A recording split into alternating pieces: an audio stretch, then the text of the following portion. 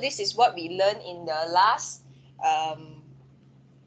class, okay, week 2, that is last week, which was last week on Monday. Okay, so we learned that, you know, when we want to analyze a form of communication, it can be a film, it can be a passage, it can be an essay, it can be anything. Okay, so we can use this to break them down, okay, analyze it, or we can use this so that we can actually create or come up with a good piece of passage, film, music, whatever. Okay, so when we want to communicate effectively, generally we need to take into consideration these 5 elements: the subject, what is it about; the audience, who are you, who is your targeted audience; purpose, why are you communicating; the strategy, how are you communicating; and design, how are you going to present your piece of communication to them. So these are the 5 things that we learned last class. Okay, so we are going to branch into rhetorical appeals today. It falls under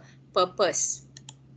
Okay, the rhetorical appeals give us more reasons to actually more reasons for the targeted audience to believe what you say. Okay, so this is the rhetorical appeals. Okay, so it is often referred to as modes of persuasion. Okay, they are devices in rhetoric that classifies the speaker's appeal to the audience. So this is a way of how the speaker, the writer, the director appeal to the audience. That means stand out. That means tell the audience, the readers, the viewers, whoever it is, the audience basically, that, you know, hey, this is what I want to tell you. So it appeals to them. Okay, so it is to persuade to them through argument by appealing to their emotions in order to sway their thinking. Okay, so they use this rhetorical appeals, the 3 elements, logos, pathos, and ethos, to actually appeal to them and in order to sway their thinking so that they will believe and trust what they are communicating. Okay, so when your audience is convinced with what you are saying, then you are a successful communicator. Okay, so you have succeeded in communicating effectively, right? So the rhetorical triangle, they call it a rhetorical triangle because it completes a cycle, okay, of effective communication. Okay, it starts with ethos. Okay, when you start talking, the audience must first believe and trust you. So you must have credibility. For example, now I am communicating with you, right? I'm teaching you the rhetorical appeals. Okay, so first of all, you must trust me before I can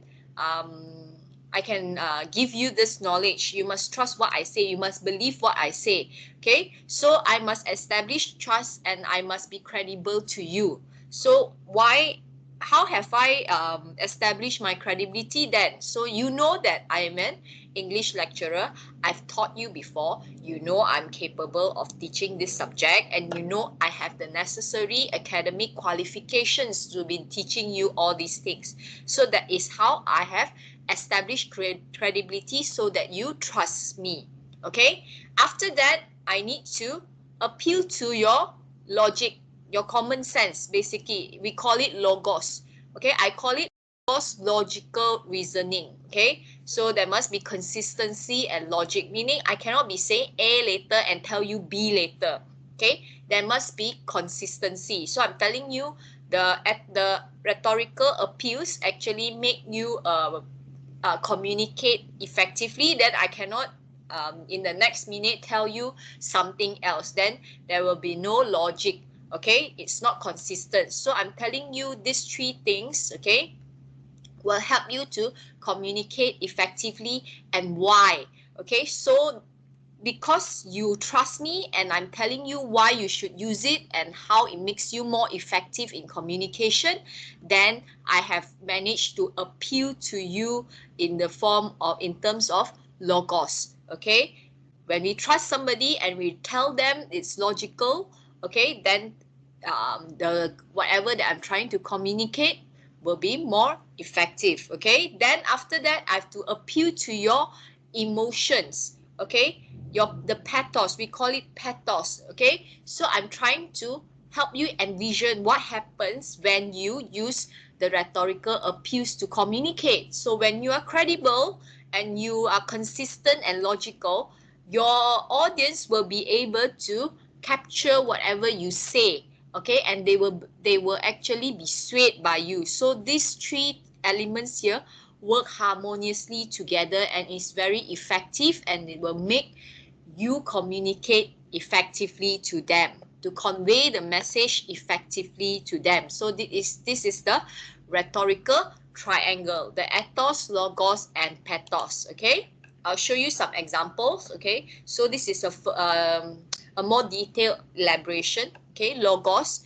Okay, logic of the argument. It must be structured in a clear, logical manner, and it is easily understood. Okay, let's say I'm delivering this lecture. Okay, whatever I'm telling you, it must make sense. Okay, I must deliver in a clear, logical manner. I cannot be jumping here and there.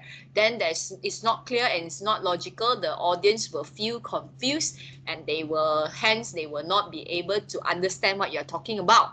Okay, so if they cannot understand, how are they going to be swayed by you? So it must be easily understood. For example, it's funny because it's true. So there is logic to it. Everything that you say must have logic. If not, people will not trust you. And when there is logic, you must also say it in a very structured, clear manner. Okay, if not, people get confused. They don't understand what you are talking about because you are just everywhere. How are you supposed? How can you expect people to actually understand what you are talking about, right? Okay. Next, we have an example here.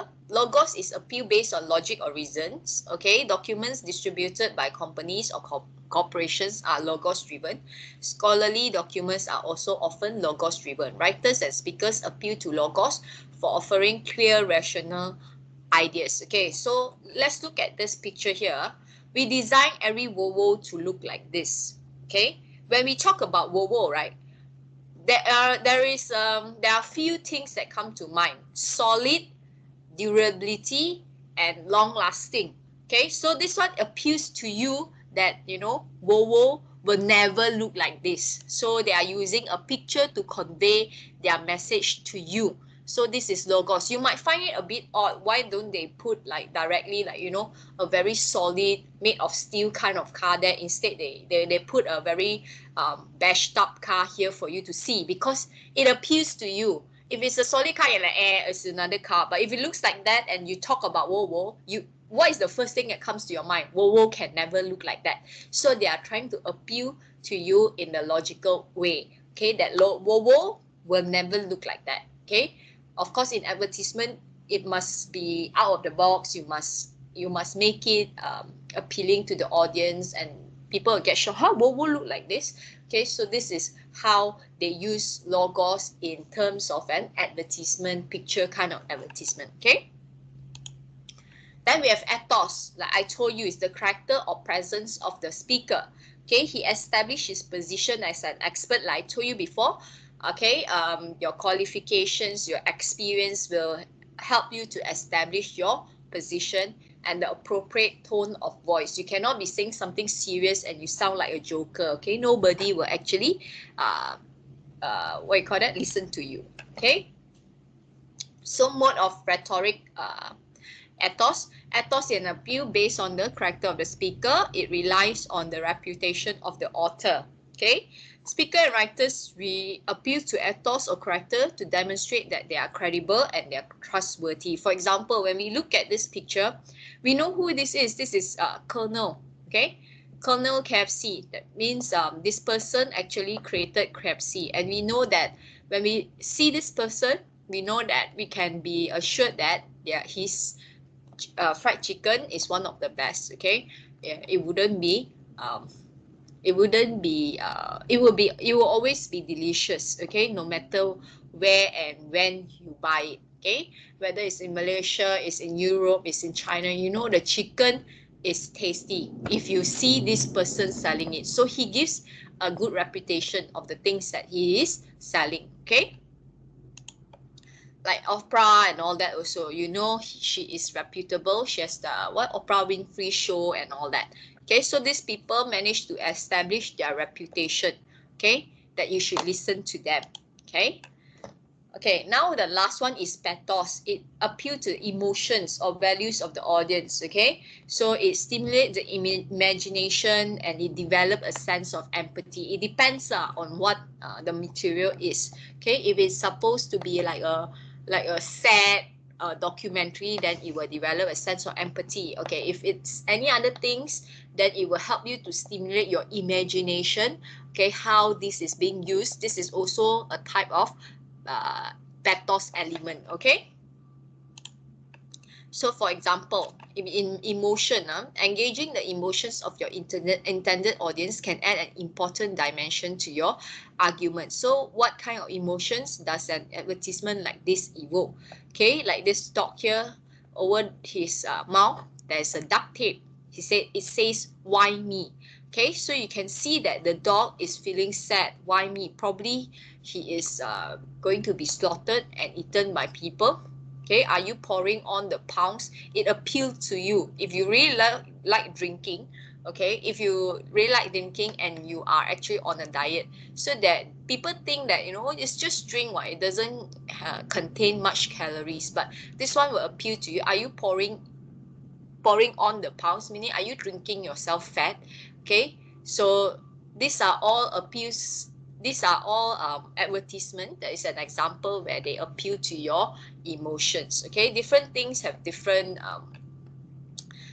way of appealing to your emotions. Okay, so for example, if you see the new iPhone 12 Pro Max, okay, so how does this appeal to your emotions? It feels that when you are using that phone, okay, be seen in public using that phone, you are like, wow, you're a superior class. Wow, you are using the latest model. It's so expensive, meaning you can afford it, means you are from a higher social economic status. Okay, these are all the emotions that you feel when you use that phone, so hence you will buy it.